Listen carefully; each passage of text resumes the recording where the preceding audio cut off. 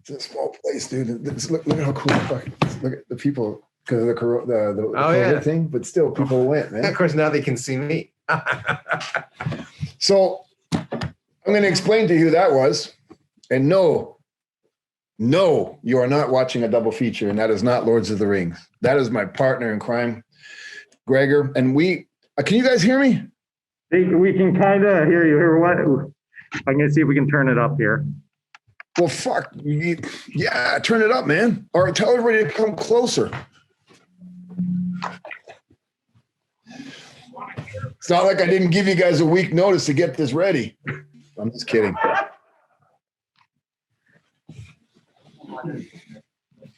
You tell me when we're ready to go. Yeah, we'll tell you right away. Sorry about this. No, don't say sorry. Okay. You say the audience says they can hear you. Can you guys hear me? Everybody give me the finger. They can hear you. Yeah. Man, that's so rude. That's so wrong, man. You can't do that. Didn't you guys just cry for me? I'm kidding. So I'm talking to Gregor because can you guys hear me? Are we doing this now? Where the fuck are you guys? You're so small. Yeah, let's do this. Okay. So thanks for joining us here tonight, Vampiro. Really appreciate it. I want to say that everybody, I can speak for everyone, enjoyed the movie here tonight. The documentary was absolutely fantastic. A few questions I would love to get answered by you tonight. How did the documentary come about? And were you ever apprehensive about doing it? Hold on, goddammit. Can you guys hear me? Yep. Thank you so much for inviting me to share some time with you tonight. And thank you I know this COVID thing has got everybody going crazy, but I really appreciate y'all taking the chance and the time to come out and watch the movie. I was speeding home to get here to do this with y'all. And I'm just very grateful that you took the time to stick around and ask me some questions. And I wanted to say thank you very much for watching the movie. It was very kind of you. Thank you. I hope you all enjoyed it. It was a fantastic documentary. Appreciate it. No, the fantastic people are right there. So go ahead. What's up? For sure. How did the documentary come about? And were you ever apprehensive about having it happen? No, not at all. I think that I was very blessed to have an upbringing in Canada that gave me the intestinal fortitude. Sorry about that. It's the green screen thing. And played hockey for a lot of years. And that gave me the drive just to never quit, right? So I went to Mexico. I had a phenomenal career. I was very lucky. But I really wanted my daughter to understand how much I love her, because I got divorced when she was like 1 year old, and I really didn't get a chance to be a dad. And I had this career, and I've been struggling with this mental health thing for my whole career, basically. And it was really hard for me to express myself in those kind of things. So when they approached me about the movie, I thought, maybe I won't be able to say it, but my daughter will see why I wasn't at home, or why I wasn't there, or sometimes I couldn't answer questions or things like that. Maybe she can see who her dad was. So I was excited to do the movie, but when I first saw it, it really depressed me, because I'm not that guy. You can see now, that guy on the screen was about 100 pounds heavier. I've lost 120 pounds since we've done that movie. The therapy, thanks to the guy that you see go like this and out of the screen, my partner, Gregor, he's taken me on this journey, him and his wife, to get me better. And I'm really working at it, because I want to be a better person, a better version of myself, so I can be a better dad, and I can do Canada proud. And I can also make people like yourselves proud of the decision to support me. So I didn't hesitate at all. It's exciting as hell, man. I'm telling you, just to see those people sitting there in the audience with the world falling apart right now, watching my movie. Who gives a fuck about any of that? You know what I'm saying? The most important people in the world to me are the ones sitting in those seats right now. And I hope you all heard that. If you didn't hear that, well, fuck it. So you mentioned being from Canada, of course. You better give me an applause or something for putting you over, you bastards. What? What are some of your best memories about wrestling here in Canada? Wrestling who? Wrestling here in Canada. What were some my favorite? I mean, Canada has this thing, you know. Canadian sports fans are look. I just saw the Lakers win the NBA thing. I just saw the Dodgers win the World Series, and there ain't nothing like Canadian fans, man. And I wrestled all over the world, but you know, Canada just has that thing. So every time I would come to Canada, nobody really gave a shit about me because nobody knew who I was. But I was so excited to be wrestling on in my country for my people. You know what I'm saying? So it was always good to be that guy who left a small town, went out into the world, kind of made it, and then came back and didn't forget where he came from. So that was important for me. You won the WCW tag team titles with the Great Buddha here in Canada, Rob Chronic in Vancouver. Is my head like this big on the screen right now? Are you guys watching me like a movie? Oh, fuck WCW. Answer my question, God damn it. Am I this big on the screen? Am I like a monster? Okay, what? WCW what? With WCW winning the tag titles in Vancouver from Chronic with the Great Buddha. What was the decision to have you win them that night and only to drop them the very next evening? Oh, it was awesome. How do you think I felt? Look, if I was a world champion for one day, for 1 minute, for 100 years, I was still a world champion. And I did it beside my idol, my hero. So I was extremely grateful and proud of that moment. The business really kind of sucked and the politics. And I was really embarrassed when they took those belts away from us the next day. Not for me, I could give a shit, but because of him, because of Muda, you know? To me, Great Muda is a reason heavyweights are accepted the way they do today, are today in wrestling. He was the first heavyweight who did all the high flying stuff, the moonsaulting and the dives and all these acrobatic crazy things and playing two characters at once, you know, painting his face and then wrestling as Muda or Mudo, depending on his mood. I just thought that he was the greatest thing ever. And to have him embarrassed like that on national television in the United States, it bothered me. It still bothers me. And I apologize to him every time I see him for that. And he doesn't care, but I did. You know, it wasn't the right thing to do. How do you feel about the influence that your ring work has had on the modern generation of professional wrestling? Brother, if I was there right now, can those people hear me?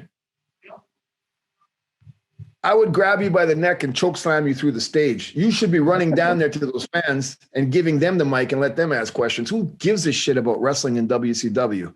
But what was your question? What are about how you feel about the influence your ring work has had on the modern generation of professional wrestling? You mean all those guys that copy me and grow their hair long and then join bands and then become famous? Those guys? I didn't even notice. Is there absolutely anything in your career you do differently? Yeah. Look, man. Yeah. If you're a professional wrestler and you really think that you are the most important thing and you're the influence, then you didn't learn any lessons in life. I'm just grateful that the fans were able to see something in my character or in my ring work that inspired them. If there are young men and women in the business today that were inspired by my image or my work or my ethics or whatever, I'm just another guy who's been blessed to being in the right place at the right time. There's nothing special about me. I did the work. I put the work in. I did the sacrifices. I believed in myself and I had a lot of faith and I committed to the mission. And the things I learned from playing hockey didn't afford me to quit. So I've never had that, hey, look at me and I'm the first one and I did this before you. That's wrong because I didn't invent professional wrestling. I came into it 150 years after it was invented. Lifespan of a professional wrestler is 8 or 9 years at the most, if you make it. I've been fortunate enough to have a 38-year career so far. And I think it's because of the fans, not because I've done something influential or there are people inspired by me. I believe it's the connection I have with the fan base that's allowed me to sustain this life and continue on. If I've influenced other wrestlers, I think that's my responsibility. Just like I was influenced, I must influence those and teach those who are coming after me so that they can do the same, so that the industry continues. I've never looked at it like, hey, I did that first and those guys are copying me. That doesn't really mean much to me. Does that make sense? Fuck those guys. All right. At this time, I think we're going to turn to the audience here and see if we have any questions from anybody out there. Yes, sir. Yeah, sure. Do you think WCW botched your angle with Sting? Do you have any creative input on the angle?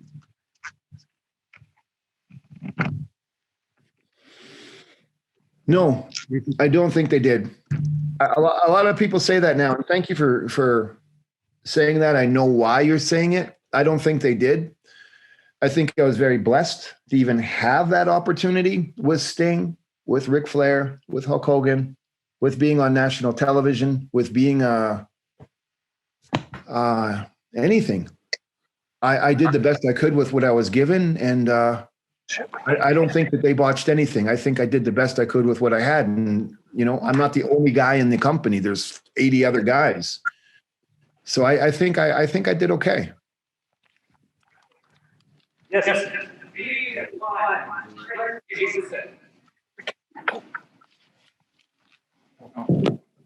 What? Can you repeat that?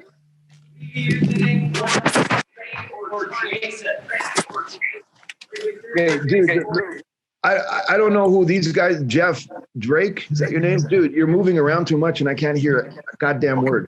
The question, someone's asking a movie question from you. It's who do you think won, Freddie or Jason?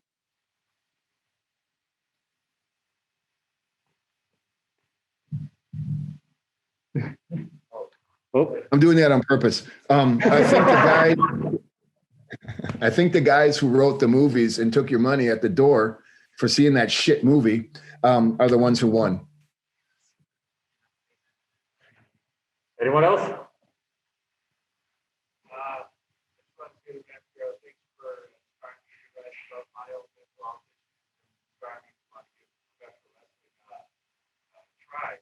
I wore my Juggalo jersey to represent Juggalo here, to know your close with them. I was just wondering if you have any road stories. I'm gonna have fucking shoulders of steel. What do you do, man? I have no idea what the hell that question was. Can you repeat that? The dude, help me out here, man. Come on. So basically it was a comment first about that he respected what you have done. He wanted to thank you for helping to overcome mental health issues as well. And then as representing the Juggalo jersey tonight, I wanted to know if you had any road stories revolving around your time with the Juggalos. Are there any people under 18 in this audience? No, everyone is over 18. That's too bad. Okay. Well, thank you. The mental health thing is every day. You never beat it, but you can put it in its place. You know what I'm saying? And it's an everyday fight, and you got to be willing to go up that hill and push that rock up the hill.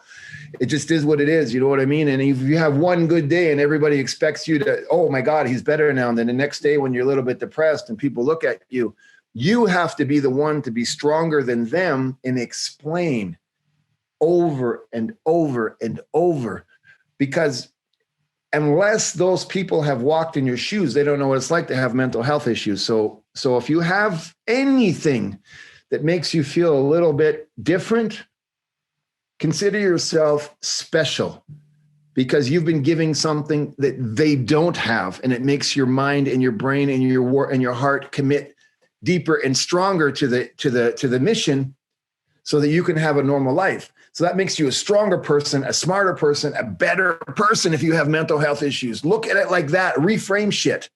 So for the person who said that, thank you.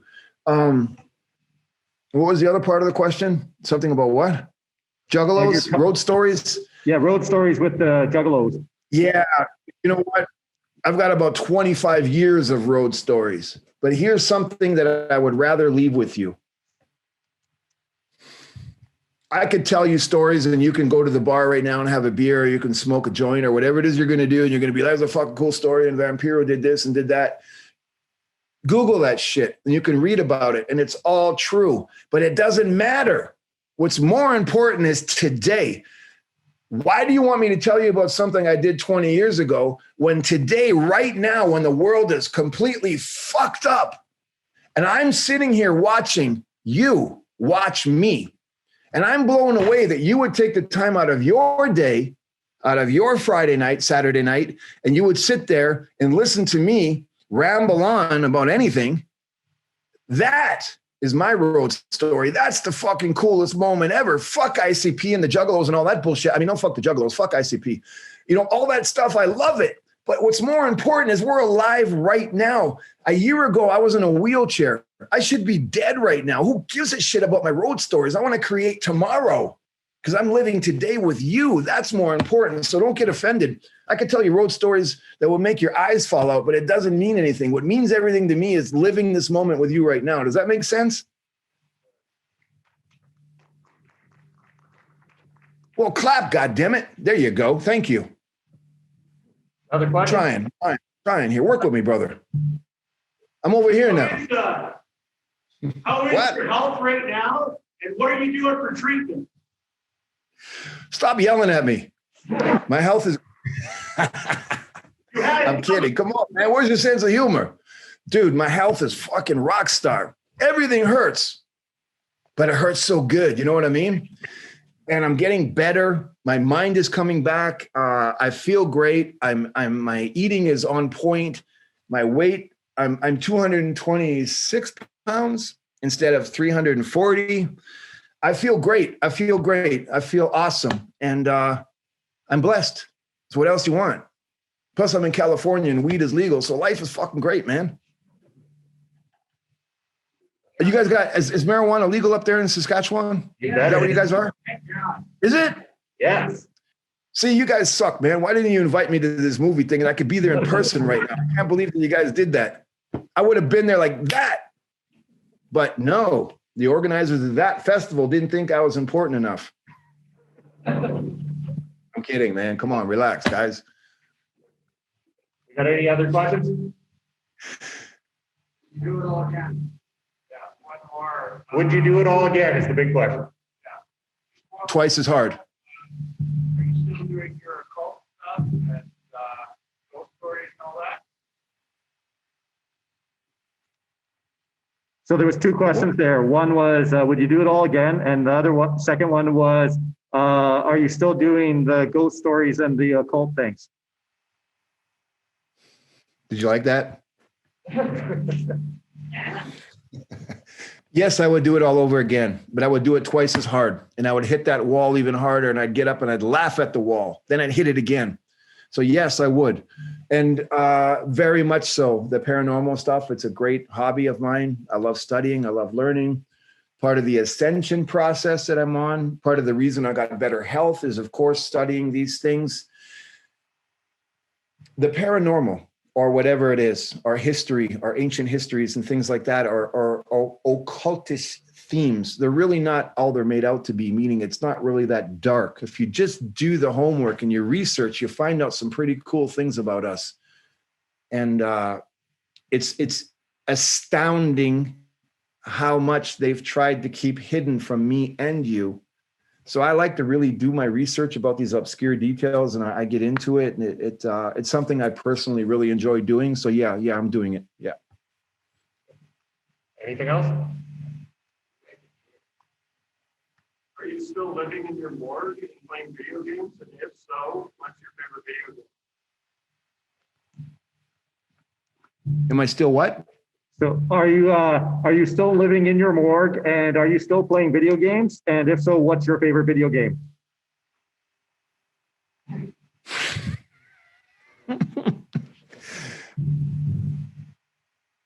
Yeah, I'm still living in my morgue, but it's a happy place now. And yeah, I play video games like crazy, man. As a matter of fact, I got my special medicine waiting for me, and I'm going to play the new Call of Duty right now. Perfect. I think that's all the questions that we've got from the audience here tonight. On behalf of all of us here, I want to thank you very much, Vampiro, for taking the time out to talk to us, answer questions, and also for allowing us to view the documentary tonight. We had an awesome time. Thank you very much. Thank you. And thank everybody. Thank you so much for sticking around for this. And, you know, when I saw online about 3 days ago, was it about 3 days ago, right, that you guys were going to do this, I reached out right away and I said, hey, if anybody wants to talk to me, I'll make myself available. I really didn't think it was going to happen, but I'm so grateful that it did. It's an honor for me that you stuck around. Thank you so much. I'm blessed to have you in my life, and that meant everything to me. Thank you. And I'm glad that you enjoyed the movie. Thank you so much. The honor's all ours. Thank you very much. Take care, guys. I'll be there soon. So you all better be waiting for me. We'll have a joint roll. Oh, shit. Then I'm coming now. See you guys.